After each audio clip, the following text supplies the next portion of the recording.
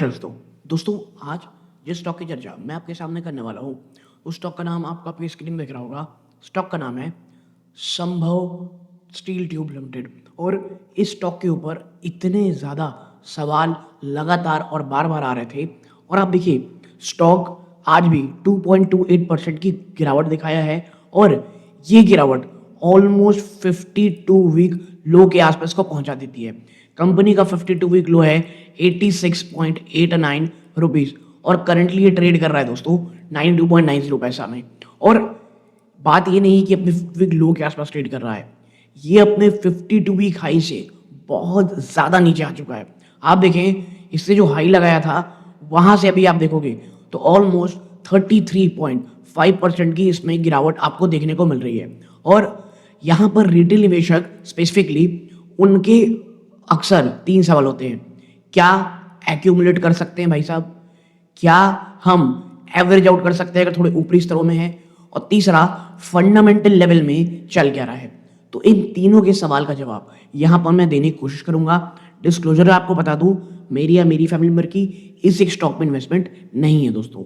Okay now संभव steel के बारे में जो भी जानकारी है रॉ डेटा फ्रंट में आपके सामने लाने की मैं कोशिश करूंगा। आपसे बस एक दरखास्त है, इस चैनल को सब्सक्राइब करें, इस वीडियो को लाइक करें ताकि यूट्यूब औरों को भी रिकमेंड करे। नाउ देखो टेक्निकली अगर आप बोलोगे तो 90 रुपए ये मैं कहूँगा एक बहुत बड़ा सपोर्ट निकल गया है। साइकोलॉजिकल सपोर्ट नहीं कहेंगे, इसे मैं सपोर्ट करूँगा। इससे पहले भी आप देखें तो 90 के आसपास एक दो बार गया है ये, बट वहाँ से इसने एक जंप ही दिखाया है। बट अभी के हालात क्या ऐसे हैं, प्लस Q3 के नंबर भी हमको सबको पता है आने वाले हैं, तो उससे पहले इस स्टॉक में वो कौन से डेटा है जो आपको अपने दिमाग में रखने पड़ेंगे, इसी चीज़ की चर्चा मैं आपके सामने करूंगा। चलिए एक एक करके इस मैटर में बात करते हैं। सबसे पहले देखो Sambhav steel tube has seen a downward trend after hitting 52 week high of 149.25 rupees और अभी ये 92 से 95 की रेंज में चल रहा है। अब ये जो गिरावट रही ये कॉम्बिनेशन ऑफ कंपनी स्पेसिफिक, पहला फाइनेंशियल चैलेंजेस, कुछ रेगुलेटरी एक्शंस भी हुए और कुछ ब्रॉडर हेडविंड भी रहे स्टील इंडस्ट्रीज में। ठीक है, तो कॉम्बिनेशन ऑफ आपको यहाँ पे कारण मिलेगा। वो क्या क्या था? सबसे पहला है भाई pressure on profit margin EBITDA. देखो while Sambhav steel reported record sales volume 97,472 tons Q3 2026, its profitability margin have been shrinking.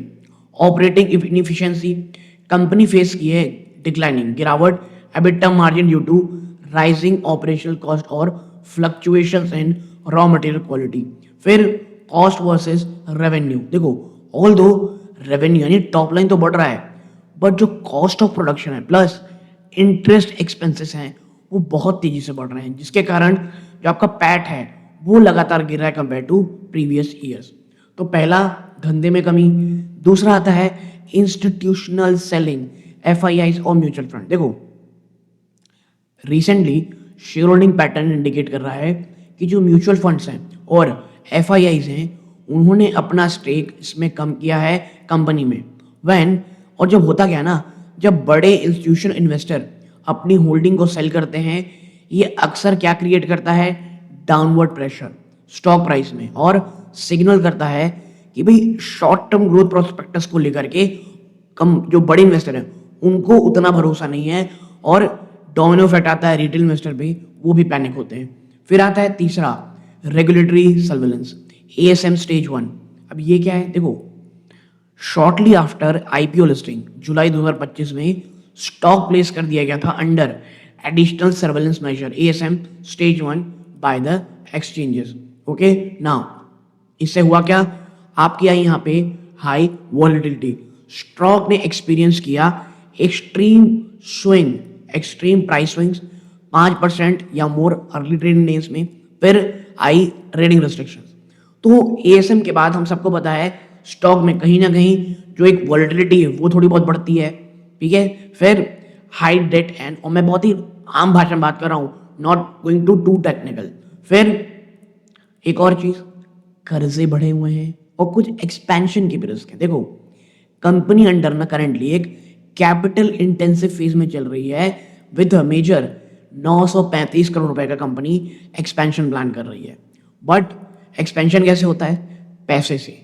और वो कंपनी जो ऑलरेडी इंटरेस्ट कॉस्ट को लेकर के इतनी ज़्यादा परेशान है, आप देखें डेट इक्विटी, हाई लेवरेज और लगातार बढ़ता हुआ इंटरेस्ट का बर्डन, ये इन्वेस्टर्स को कहीं ना कहीं कंसर्न पैदा कर रहा है।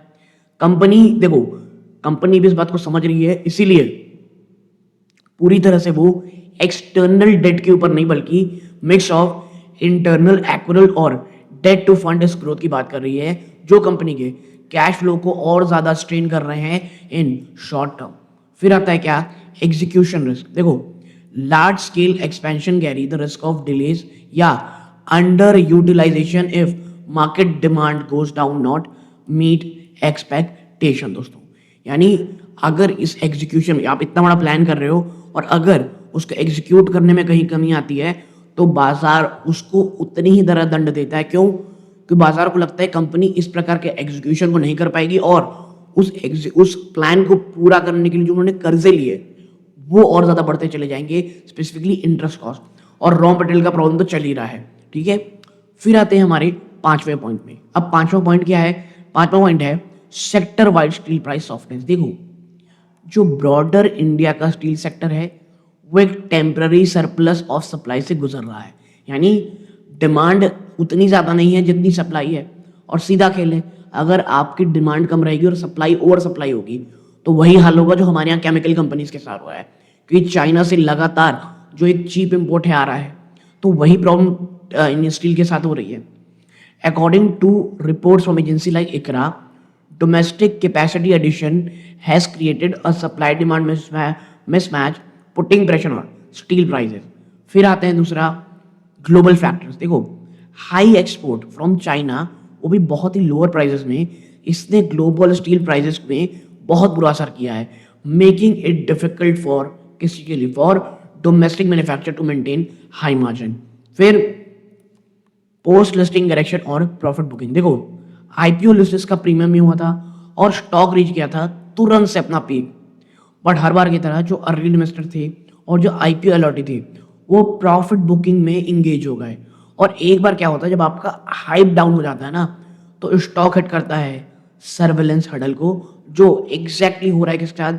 संभव स्टील के साथ, ठीक है। फिर तो भाई समरी टेबल क्या कहता है? देखो, आपको समझना पड़ेगा। पहला है फैक्टर्स और क्या है दोस्तों? Impact of share price. Margin negative, sales तो बहुत है, ये हमने देखा रिकॉर्ड वॉल्यूम्स हैं, बट प्रॉफिट लगातार कम हो रहे हैं। रीजन वही high interest cost, raw material cost. फिर है कर्जा, नेगेटिव।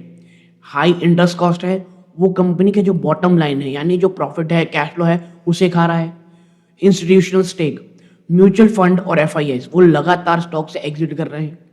फिर आते हैं जहां पे सेक्टर भी आपका खराब है, यानी ओवर सप्लाई के कारण जो प्राइस है वो लगातार कम है, यानी आप मार्जिन भी कमांड नहीं कर सकते, आपको इंटरेस्ट कॉस्ट बहुत ज़्यादा हाई देना है, ग्लोबल वॉलेटिलिटी सबको पता है क्या चल रहा है, तो एक परफेक्ट स्टॉर्म के बीच संभव स्टिल आपको दिख रहा है।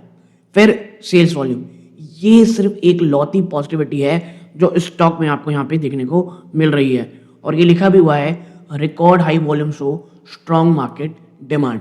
तो यहाँ पे आप देखेंगे सिर्फ एक पॉजिटिव और बाकी निगेटिविटी की यहाँ पर बात कही जा रही है। तो भाई वो इन्वेस्टर जो सोच रहे हैं यार देखो ये तो बॉटम फिशिंग का समय हो सकता है, by at the lowest point, या एवरेज डाउन करने की सोच रहे हैं कि और भी ज़्यादा एंट्री करेंगे to lower the entry price ताकि एवरेज आउट हो जाए, तो संभव स्टील ना एक हाई रिस्क और हाई रिवॉर्ड जोन में है। आप समझिए स्टॉक ट्रेड कर रहा है near its all time lows of 92 to 95।